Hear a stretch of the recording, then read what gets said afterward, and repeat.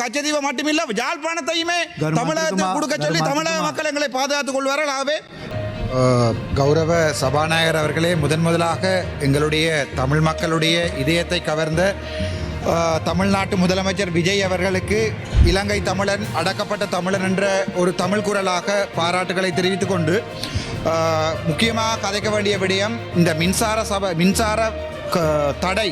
அது வடக்கு மாகாணத்தில் தீவு பகுதிகளில் மின்சாரம் என்பது வழங்கப்படுவது இல்லை என்பது ஒரு மிகப்பெரிய குற்றச்சாட்டு. அண்மைய தினங்களில் நான் நெடுந்தீவு அல்லது டெல்ஃபிக்கு பயணித்த போது அங்கே பாதிக்கு பாதி மக்களுக்கு மின்சாரம் இல்லை. ஒரு கிழமையில் கிட்டத்தட்ட 7 நாட்களில் 5 நாட்கள் மின்சாரம் இல்லை. ஸோ இந்த தீவு பகுதிகளில் நீங்கள் கச்சதீவை விஜய் கேட்டிருக்கிறார் என்பதற்காக சொல்லியிருக்கிறீர்கள். உங்களுடைய ஜனாதிபதி கச்சதீவை தரமாட்டார் என்று. நாங்கள் சொல்கிறோம், கச்சதீவை மட்டுமில்லை யாழ்ப்பாணத்தையுமே தமிழகத்துக்கு கொடுக்க சொல்லி தமிழக மக்கள் எங்களை பாதுகாத்துக் கொள்வார்கள். ஆகவே எப்போது எங்களுக்கு தீவு பகுதிகளுக்கு மின்சாரம்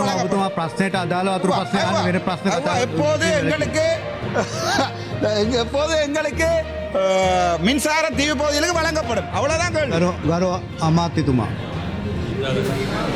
මුලින් කිව්ව